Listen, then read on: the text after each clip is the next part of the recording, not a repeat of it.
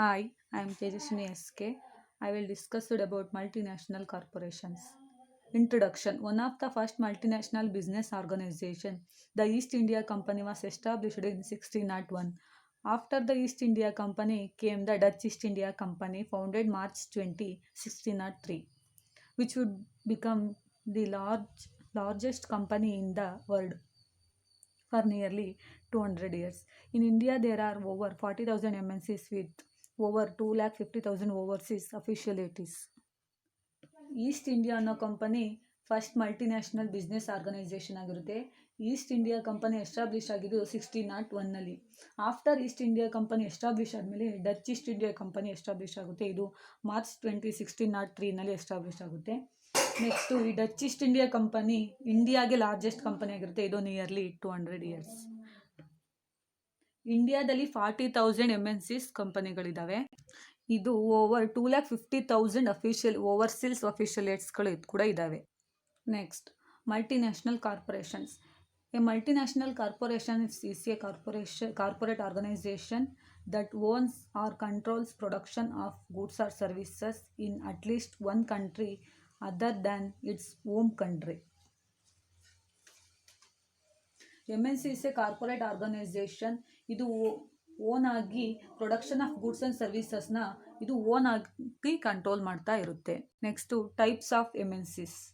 ಇದರಲ್ಲಿ there are 4 categories of MNCsಗಳಿದ್ದಾವೆ. ಅದರಲ್ಲಿ first one decentralised in management nature plus strong home country presence. For example ಇದಕ್ಕೆ metro cash and carry ಆಗಿರುತ್ತೆ. Second one centralised plus economics of scale. ಇದಕ್ಕೂ ಕೂಡ example ನೆಸ್ಟೀಲ್ ಆಗಿರುತ್ತೆ.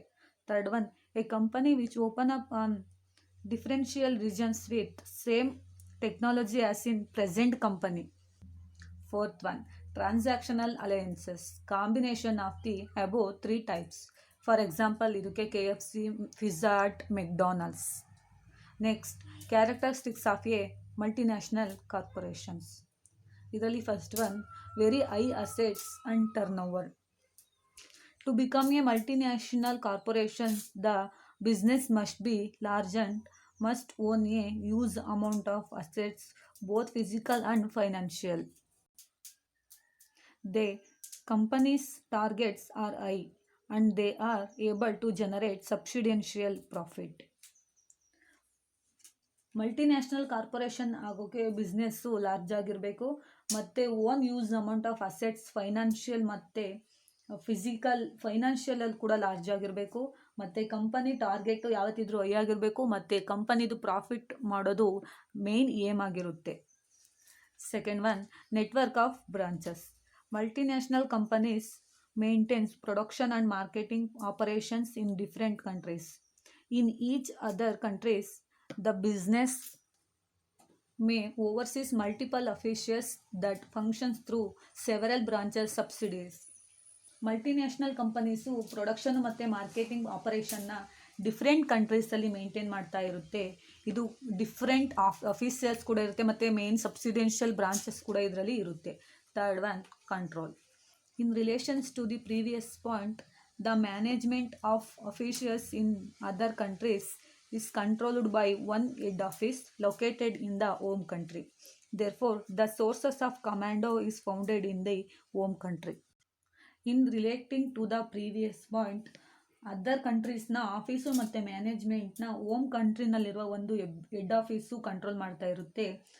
ಆದ್ದರಿಂದ sources of commando ಮತ್ತು home ಕಂಟ್ರಿನಲ್ಲಿ founded ಆಗಿರುತ್ತೆ. Next point, continued growth. Multinational corporations keep growing even as they operate in other countries. They strive to grow their economic size by constantly upgrading and by conducting merger and acquisitions. Multinational corporations keep growing ಅಂದರೆ ಬೆಳೀತಾನೆ ಇರುತ್ತೆ, other ಕಂಟ್ರೀಸ್ನಲ್ಲಿ ಕೂಡ operate ಮಾಡ್ತಾ ಇರುತ್ತೆ, ಮತ್ತು economic size ಕಾನ್ಸ್ಟೆಂಟಾಗಿರುತ್ತೆ ಯಾವತ್ತಿದ್ರು, ಮತ್ತು upgrading ಆಗ್ತಾ ಇರುತ್ತೆ, ಮತ್ತು by conducting merger and acquisition ಕೂಡ ಇದು ಕಂಡಕ್ಟ್ ಮಾಡ್ತಾ ಇರುತ್ತೆ. Next point, sophisticated technology. When a company goes global, they need to make sure that their investment will grow substantially. In order to achieve substantial growth, they need to make use of capital-intensive technology especially in their production and marketing activities. ಇದು ಒಂದು technology ಆಗಿರುತ್ತೆ. When company ಯಾವಾಗಲೂ global ಆಗಿರಬೇಕು ಅಂದರೆ ಅವರು investment ಮಾಡಿರೋದು subsidence ಆಗಿ growth ಆಗ್ತಾ ಇರುತ್ತೆ. ಕ್ಯಾಪಿಟಲ್ ಆಫ್ ಇನ್ವೆಸ್ಟ್ಮೆಂಟ್ನ ಗ್ರೋತ್ ಮಾಡೋಕೆ ಇಂಟೆನ್ಸಿವ್ ಟೆಕ್ನಾಲಜಿನ ಇದು ಯೂಸ್ ಮಾಡಿಕೊಂಡು ಪ್ರೊಡಕ್ಷನ್ ಮತ್ತು ಮಾರ್ಕೆಟಿಂಗ್ ಆ್ಯಕ್ಟಿವಿಟಿನ ಇದು ಗ್ಲೋಬಲ್ ಮಾಡ್ತಾ ಹೋಗುತ್ತೆ. Next point, right skill.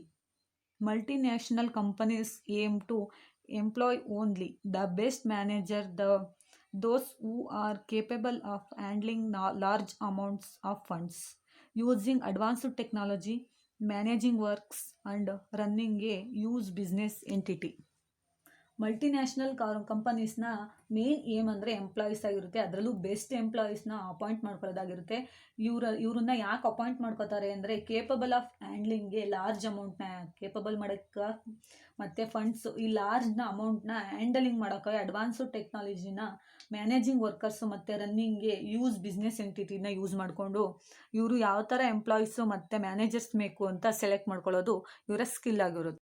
ಸ್ಕಿಲ್ಸ್ನ ಯಾವ ಥರ ಅಡಾಪ್ಟ್ ಮಾಡ್ಕೊಂಡಿದ್ದಾರೆ, ಯಾವ ಥರ ಏನನ್ನ ಮಾಡ್ತಾರೆ ಅನ್ನೋದ್ರ ಮೇಲೆ ಇವರು ಎಂಪ್ಲಾಯೀಸ್ನ ಸೆಲೆಕ್ಟ್ ಮಾಡ್ತಾರೆ.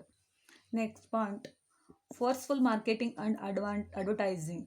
One of the most efficient survival strategies of multinational corporations is spending a great deal of money on marketing and advertising. This is how they are able to sell every product or brand they make. One of the most effective survival strategies of multinational corporation ನಲ್ಲಿ ಮನಿನ spend ಮಾಡ್ತಾ ಇರ್ತಾರೆ market ಮತ್ತು advertising ಕೊಡೋಕೆ. ಈ market ಮತ್ತು advertising ಕಂಪನಿನ product ಮತ್ತು ಬ್ರ್ಯಾಂಡ್ನ ಸೆಲ್ ಮಾಡೋಕ್ಕೆ ಏಬಲ್ ಆಗಿರುತ್ತೆ. Next point, good quality products. Because they use capital intensive technology, they are able to produce top of the line products.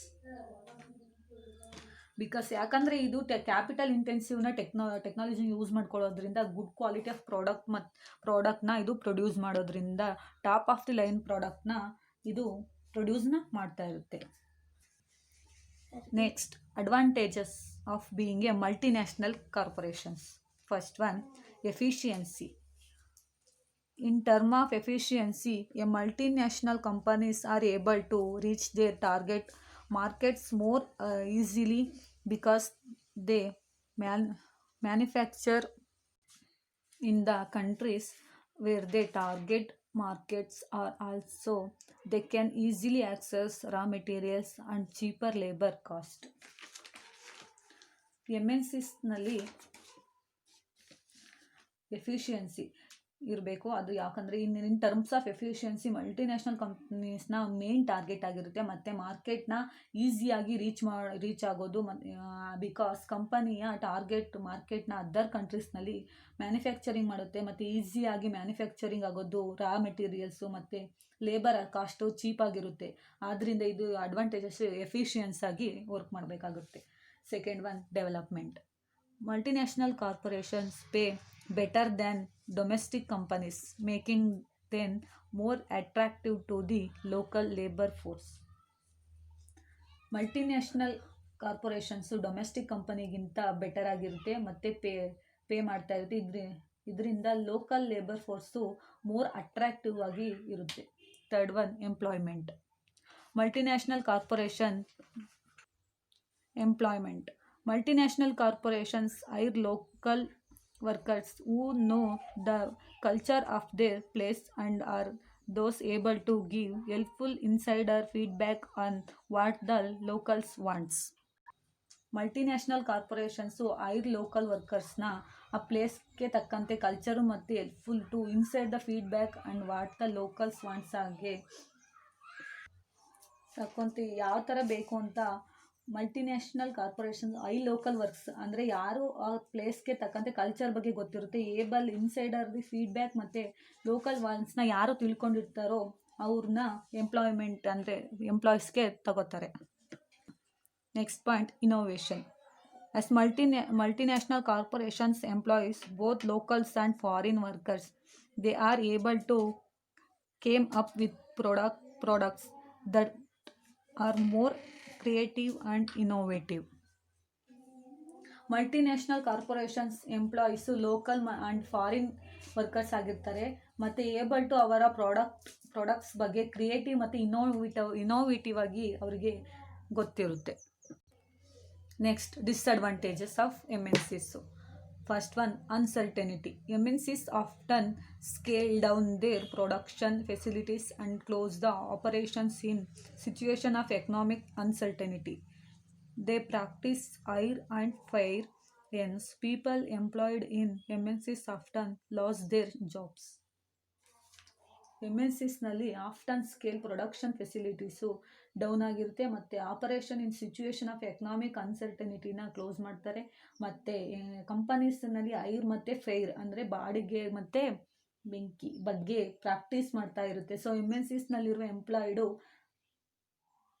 Employed people ಅವರ ಜಾಬ್ನ ಯಾವ ಲಾಸ್ ಮಾಡ್ಕೊಳ್ಳೋ ಅನ್ಸರ್ಟನಿಟಿ ಕೂಡ ಇರುತ್ತೆ. ಇದನ್ನು ಅನ್ಸರ್ಟನಿಟಿ ಅಂತ ಕರೀತಾರೆ. Next point, control. MNCs often exert control over the local government, both economically and politically.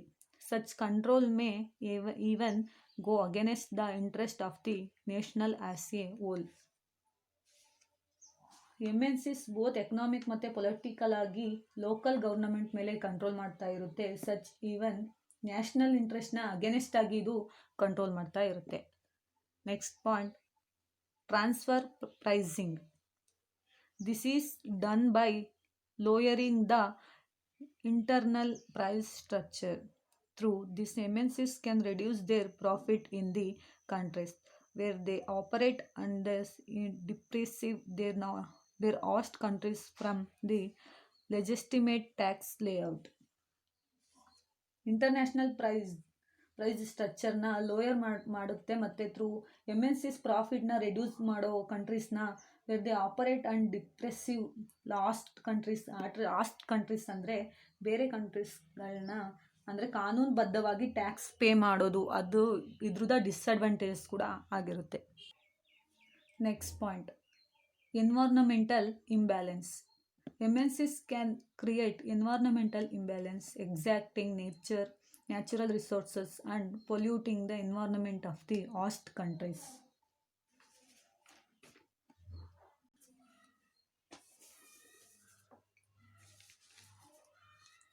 National ರಿಸೋರ್ಸಸ್ನ exact ಮಾಡೋಕ್ಕೆ ಮತ್ತು ಆಸ್ಟ್ ಕಂಟ್ರೀಸ್ನ ಪೊಲ್ಯೂಟ್ ಮಾಡೋಕ್ಕೆ ಎನ್ವೈರ್ನಮೆಂಟಲ್ನ ಇಂಬ್ಯಾಲೆನ್ಸ್ ಕ್ರಿಯೇಟ್ ಮಾಡುತ್ತೆ. ಇದು ಕೂಡ ಡಿಸ್ಅಡ್ವಾಂಟೇಜಸ್ ಆಗಿರುತ್ತೆ. Next point, killing domestic producers. MNCs can kill the local organisation while competing with the local firms. Local ಫರ್ಮ್ಸ್ಗೆ compete ಮಾಡಬೇಕಾದ್ರೆ MNCs ಲೋಕಲ್ ಆರ್ಗನೈಸೇಷನ್ನ ಕಿಲ್ ಮಾಡಬೇಕಾಗಿರುತ್ತೆ. ನೆಕ್ಸ್ಟ್, ಟಾಪ್ MNCs ಇನ್ ಇಂಡಿಯಾದಲ್ಲಿ ಟಾಪ್ MNCs ಕಂಪನಿಗಳು ಯಾವ್ಯಾವು ಅಂದರೆ Nestle, Coca-Cola, PepsiCo, Sony corporation, Apple, etcetera. Next, conclusion. These MNCs competitions increase and more employment opportunities are available and there will be reduction in regional disparities. ಈ MNC ಕಂಪನೀಸ್ಗಳು ಕಾಂಪಿಟೇಷನ್ನ increase ಮಾಡುತ್ತೆ ಮತ್ತು more employment ಆಪರ್ಚುನಿಟಿನ create ಮಾಡುತ್ತೆ ಮತ್ತು availability and resources ಡಿಸ್ಪಾರಿಟೀಸ್ನ reduce ಮಾಡುತ್ತೆ. Thank you.